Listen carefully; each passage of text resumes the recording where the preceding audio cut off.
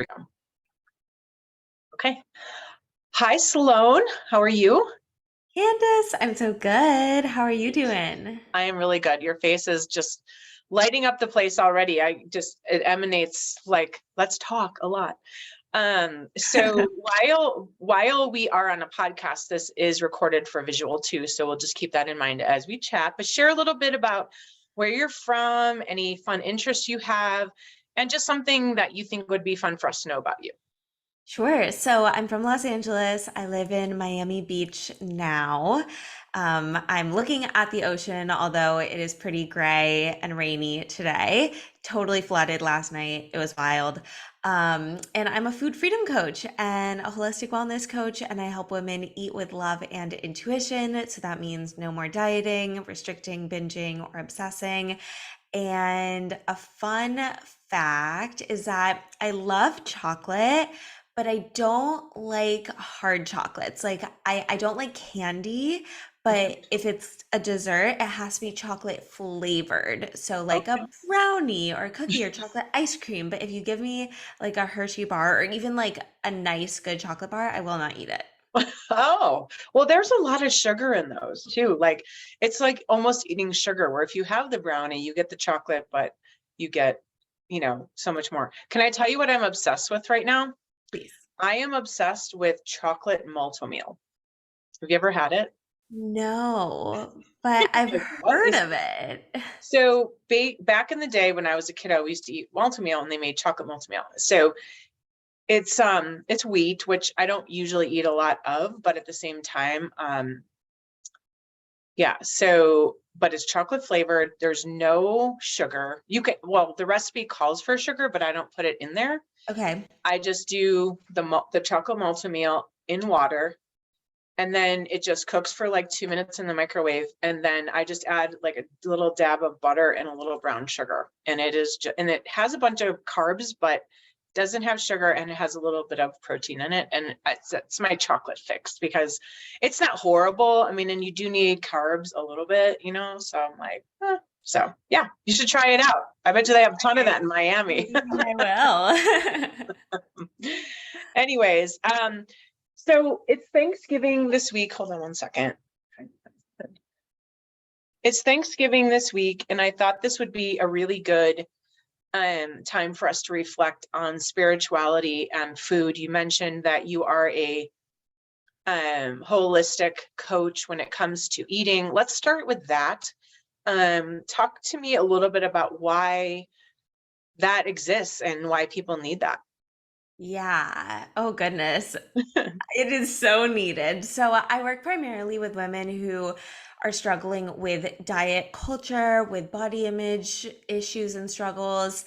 And so this might look like binge eating or emotional eating, overeating, not really identifying hunger cues. It can look like being really scared of different foods and having a lot of rules around food, or it can just look like obsessively thinking about food all the time and always having the worrying and the anxiety like, okay, we're going to dinner. I got to check the menu 10 times just to make sure that they have something, quote, healthy that I can eat. Or what's going to be at the Thanksgiving dinner? And do I have to skip lunch so that I can, save up enough calories for Thanksgiving dinner? The answer is no, by the way. So I find that for most people, the reason why you might be binging, restricting, not really taking care of your body with food is due to other things that have nothing to do with food. Like the root of it is around self love, self worth, control, perfectionism. And it just so happens that food is the thing at the surface level that is manifesting these issues. So then once we do the deeper dive into okay, like who is your higher self? How would she eat? How would she treat her body? And where did all of these rules or worries come from? My clients end up realizing, oh, yeah, this has nothing to do with food. And this has to do with everything else. And everything is just energy. So when you eat with love and intuition, you end up living with love and intuition. And we can open up that whole can of worms too. One thing that comes to mind also, you named off a few things, but the other thing that I would assume is certainly impacted is how people feel after they've eaten, because there's such a sense of gratitude and like, this is so good for me, not, I shouldn't do this or I've eaten too much. I mean, I just really love food. And I don't mean it like to the point where you overeat, but anytime that you can share food with people or make homemade gifts with good ingredients or, learn a new recipe or share that recipe with your family, knowing it's healthy, like, I don't know, that just is something that I just really love. So the feeling that you have, I can imagine goes along with the why and the how you get there, right? Completely, especially if we're talking about food and spirituality. And I would consider myself a spiritual person. I do love crystals and tarot cards, but that's not really the type of spirituality that I'm talking about here with food. It's really about the fact that we are all spirits having a human experience. We Oh, are all souls. We are all spirits. And so it's really about coming home to your spirit, coming home to your soul in what you believe to be true about food. So I don't really believe in good food or bad food. I believe that there are some ingredients that are more whole. I believe that there are some products that are made with simpler ingredients. yeah. But taking away like the good and the bad, the healthy and the unhealthy is important here so that we can really like get rid of all of this society culture of dieting and, having to look a certain way. And part of what you described with feeling grateful for the food and feeling connected to other people through food, to me, that's like our souls talking. That's our spirits talking. And so feeling that like energetic connection to your food is absolutely a piece of the spiritual component of food. Well, and the other part is I know I've gotten this way more as I've gotten older, but if I'm going to give myself these calories, I want to make sure that they're beautiful calories, not that my body is worthy. And it's not because I'm looking down at any type of food, but knowing that I am a being that's worth something really good and I want to put really good in, because when you put really good in, you get really good out and all of those types of things. So I think of that when I think of food as well. Yeah, and to me, that really highlights the respect that you have for your body and for food because one, this is kind of like a tough love approach, which is totally in my wheelhouse. And I think it depends on who I'm working with. But the tough love approach is saying, okay, if you're overeating and you're stuffing your face with that ice cream, are you respecting the ice cream? Not Mm, really. And are no. you respecting your body? No, right? That's kind of the question that you thought I was going to ask, probably. Are you respecting your body? No, but what about the ice cream? Are you Yeah. respecting the product? And I will also say that if you choose to eat foods that we would classically deem as junk food, in major quotes, or unhealthy, Yeah. then I believe that we have the power to essentially alchemize anything in that food that is not the most nutrient intense or supportive for our physical health. So for Nice. me, I do eat sugar when I want it. I do eat Oreos, let's say. Okay, I don't know what's in Oreos, right? I'm sure there's a lot of weird ingredients, maybe some chemicals in there. However, if I'm choosing to eat the Oreos, it feels really aligned for me. I'm Oh, honoring the I Oreos, like love it's that. so good, right? Then Yeah. I believe that my body's gonna get exactly what it needs from the Oreos. As long as I'm not abusing the Oreos or my body, I'm not going overboard, then I think that's healthy too. Hmm. So talk to me about how you got into this. Like, what did you one day say, I want to do this? Did you have a personal experience, somebody you knew? Yeah, so it was a personal experience, especially starting in high school, where I was really confident with food in my body, had practically no issues, felt really lucky, whatever, didn't really think about it. And then my body started changing. I started basically becoming a woman just way later than I got my period. So I thought that puberty was done for me. I was like, why am I changing now? What's going on? What am I doing wrong? And I really thought I was doing something wrong because it didn't really make sense to me. And Mhm. so I realized, okay, food, has a big impact on our body. Let me look into food and what am I eating? But then that took me to diet culture. And that took me to all of these different diets and food rules that I really tried to stick to. I'm a pretty disciplined person. Yeah. And so I was limiting myself, making up all these rules about desserts and carbs and whatnot. And I realized that it was just controlling my life and it was not healthy, although it It wasn't. wasn't fun either because you're like, there's so many limitations that instead of enjoying it, you're, just thinking about. And I have this personal situation, and you know what, I got to tell you, I promised myself when I started coaching that I wouldn't lead with this, and I don't, but I do think it's a good conversation because, we have a difference in age, but I think people age differently and have different experiences.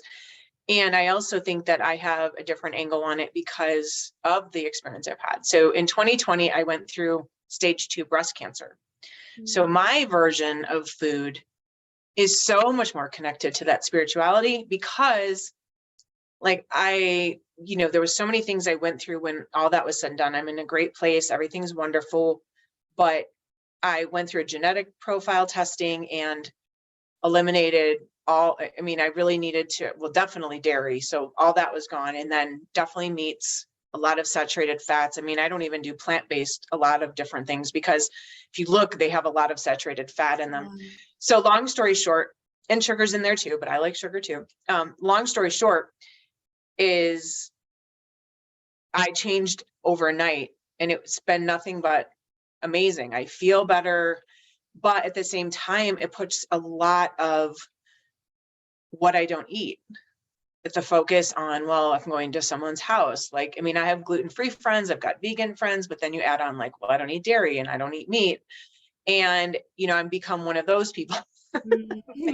And so, but so there's that like angle, right? But then the other side, I appreciate food so much more because I know what it physically does, but I still want to enjoy it. So that's one of the other reasons why I was so excited about talking about this, because as we get older, um, and even younger, we may have these experiences. And I want people to look at food as medicine. I want people to look at food as a comfort, but at the same time, understand that it is a journey, and it's not just throwing something in your mouth. I don't even know how to explain it. I was just so excited to talk to you. I was like, this woman will get it. Like she will Yeah. totally understand.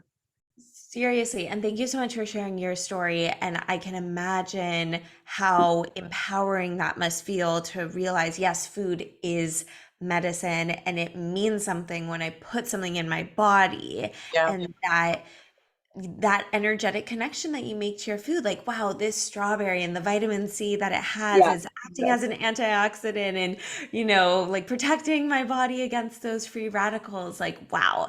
And that connection is so gorgeous. And I love that about what I get to do, because unfortunately, there's a lot of people talking about food freedom and intuitive eating who basically just say, eat whatever, whenever, like throw out all the rules. And to me, that feels a little bit too far on the other side, Okay. because yes, you have, they talk a lot about having unconditional permission to eat. And I think I agree with that. I don't love that phrase, because sure, okay, fine, you've got unconditional permission to eat. Does that mean that you are going to eat the Oreos every single day because you have permission to eat them? Just because you have permission doesn't mean that that's the most aligned, empowered action for you. And so I think that that's like a great baseline, I suppose, but there's so many layers to it, because Mhm. there's so many layers to food, what it can do for you, but also how your relationship with food is even formed. Like I was mentioning in the beginning, a lot of times it doesn't really have much to do with food at the base Yeah. of So now in your time in this space, what would you say is, do clients clients typically come to you and say, I need to lose weight, or I'm just done with the roller coaster, or like what it connects you with your client? Like, why are they reaching out to you? Yeah, I would say that a lot of people want to lose weight, but they realize that diets are not it anymore. Okay. And I do ask that they put the weight loss goal on the back burner while they're working with me, because if the aesthetic goal is number one, then it's just going to be clouding the deeper work. Okay. So I am not anti weight loss, but I believe that if you heal your relationship with food, you learn Yeah. to eat with love and intuition, and your set weight range is lower than where you are right now, you will naturally release the weight that's no longer serving you. So weight loss is kind of a pretty common but surface level topic, I would say. A lot of times people are like, it feels like food is controlling my life. Like Okay. I need to be done with this. It's really affecting, their relationships, their intimacy, their ability to focus, whether it's at work or in school. And they realize that the diet's the thinking, like they want their brain space back. Yeah. And also, it's uncomfortable to binge every other day or to overeat every night. Like feeling slumped, people describe it as feeling hungover the next day. Like it's debilitating. It gets to a point where it's so exhausting. It feels like they're in this trap, and they know that a diet isn't going to fix it, because that's typically what got them to this place. And so when you're talking to clients about, what they might need, is it, give me an example of like a goal you'll set with them. Do you set goals? You have, Yeah. regular So connecting with them. Explain to me totally. how that works. So I love intentions and aligned action. So for me, intentions are about how you want to feel. So let's say that someone says, well, my goal is to lose weight. Okay, but what's your intention? Well, my intention is to really feel lighter and to feel healthier. Okay, great. There are so many different aligned actions that you could take to feel lighter today. You Okay. could turn more lights on in your home to feel energetically lighter. And I'm not kidding. This is what I tell my clients, especially in the beginning. You could wear white clothes, and that might make you feel lighter. You could smell lemon essential oil. That's going to make you feel lighter. And showing them that it's not just about how you look, it's about how you feel. And there are so many ways to feel that way. Or my intention is to feel healthier.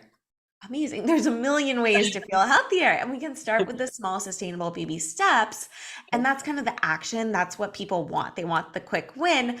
But I'm really not about tips and tricks. So I give them what they want. I give them a little taste of what they want with the action. And then we go in for the healing. And we always go from the subconscious blueprint first, Oh, good. understanding like what is really deep down there in your belief system around what food is, what food means, what your body image is, your self image, self love, control, perfectionism, trauma stored in the body, all those things.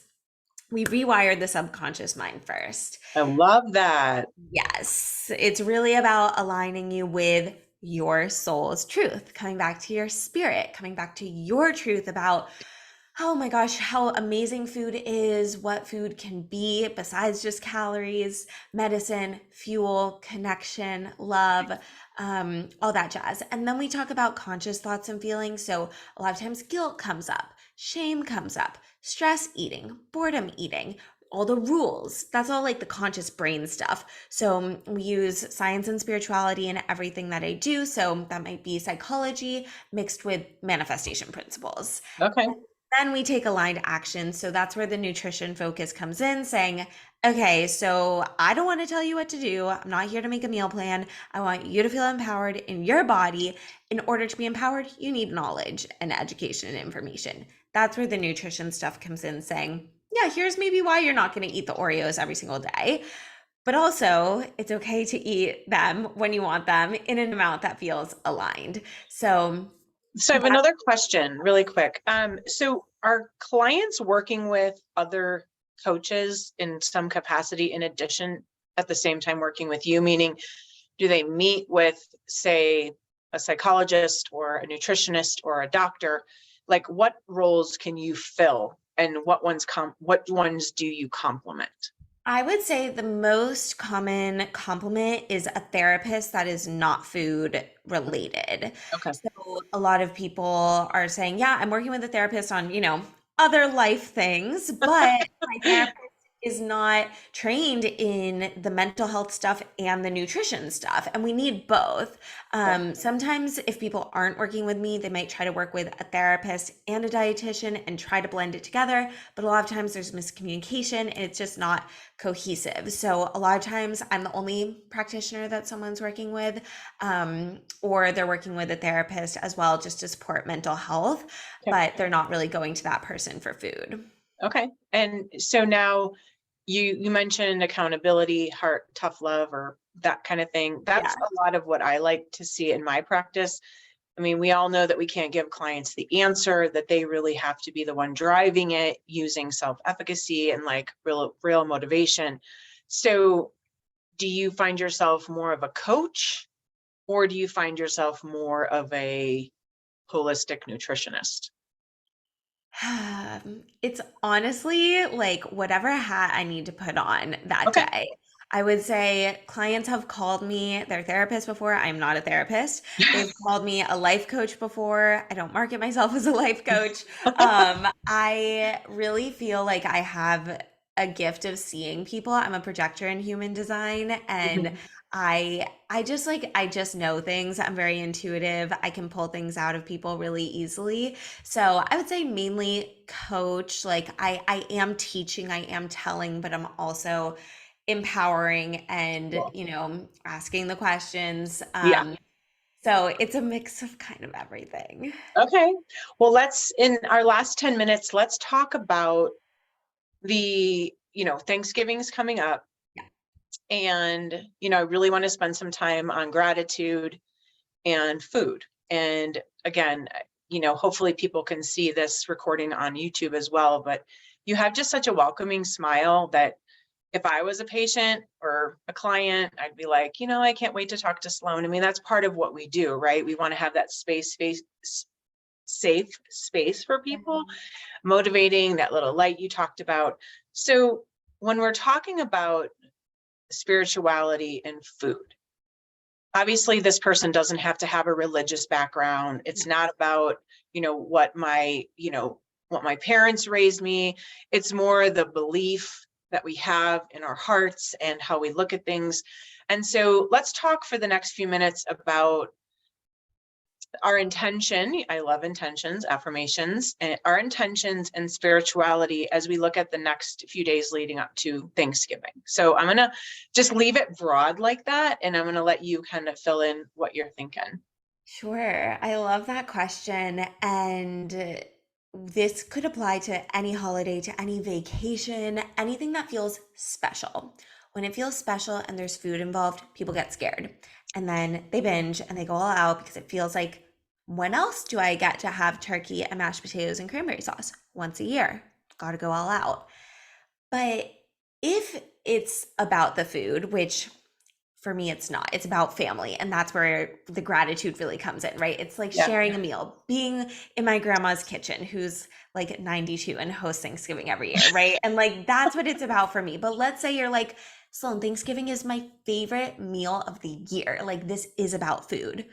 Okay, if it is your favorite meal of the year, doesn't that meal deserve your respect? And Yeah. that meal deserve your gratitude. Like, wow, look at the abundance of food. We're giving thanks for the abundance. That's literally what Thanksgiving is That's about. beautiful. Yeah. Yeah. And so, and also giving thanks to the land and to the earth and like where we are and the And the people that fact that we have food, complete. like so many places don't have food. I'll just share this with you. And I know it's interrupting you, but I have to share this. Now, it might have morphed over the years, but when you think about the countries with people that don't have food and they drop in, say, rice, or they drop in bread, or they drop in the things that can last a long time, that are going to fill people up. Every time I think about people not having food, I think about how, one, they're given like I donate homemade pies to the family food center. I'm going to be making them tomorrow. It's homemade pureed from pumpkins.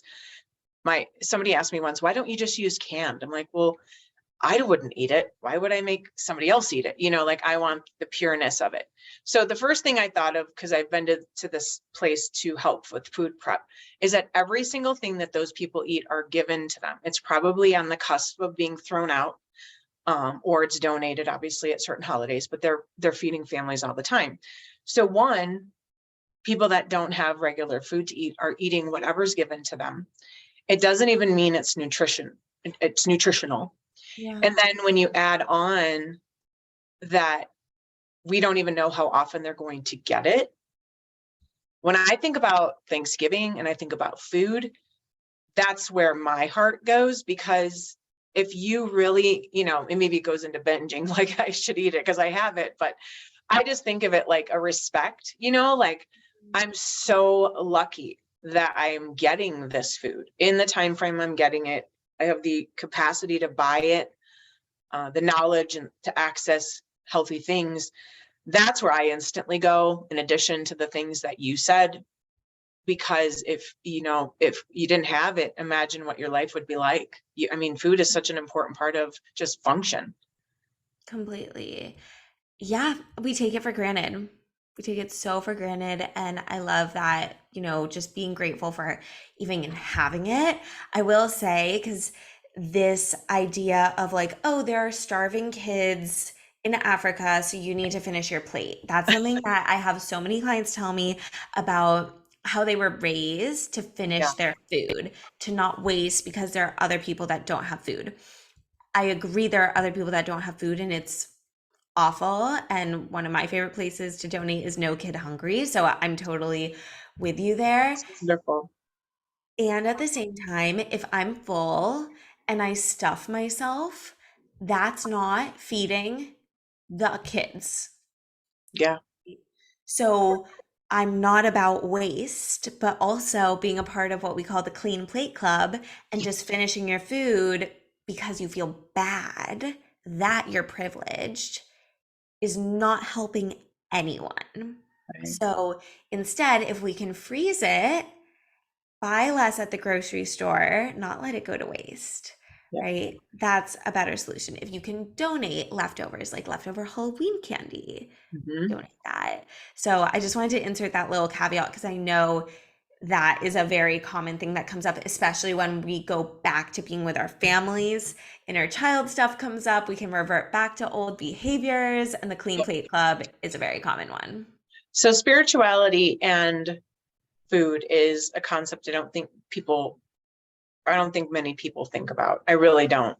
And it's a magical, beautiful thing. And as we come to Thanksgiving, what I'd love for you to do to end this conversation today, and I know this is kind of off the cuff, I've not prepared you for it, so you don't have to, but I would like you to share with me, with us, if you had to say something at the Thanksgiving table to bless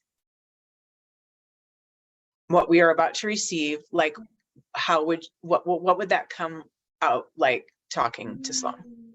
Yeah, I love that question. I would say, okay, imagining that we all have this beautiful abundance of food on our table right in front of us. I'm so grateful for this energy and this vitality in the form of food, the fact that it was created with love and magic, and then we get to directly ingest that love and magic and allow this food to become a part of our bodies and our memories and our experiences is such a blessing. And everyone that you get to eat it with and share it with is a blessing and a connection in and of itself. That was really, really beautiful. I hope you get to say grace at your dinner table with whoever you're sharing it with. I'd love to have you back on another time and really dig into some of these things specifically. When we post this, sometimes we get questions, and so we'll reflect on what listeners and readers are asking about, because it's somewhat of a new topic even for me. I kind of have my own, as we talked about, my own personal view on this stuff, but you just share such a magical perspective that I think that I'd like to have that open to more and more people, because it's, Yeah. you know, sharing goodness inside and outside, I think just makes us all better. So until then, I just want to say thank you so much, Sloane, and you're just magical. Like I wish people could see your face right now, because you're just an angel. Like, Oh, honestly, I think thank you, Candace. made my afternoon. Genuinely, you have. Oh my goodness, so sweet. Well, I would love to be back. Thank you for that. Thank you for the invitation. Thank you for having me. And I'm so glad that we got to connect and both spread this magic to all the Yeah, listeners and viewers. absolutely. Absolutely. Happy Thanksgiving. And I'll be with you in 1 second. Okay. All right, We're going to close this, and I look forward to chatting after. sounds great.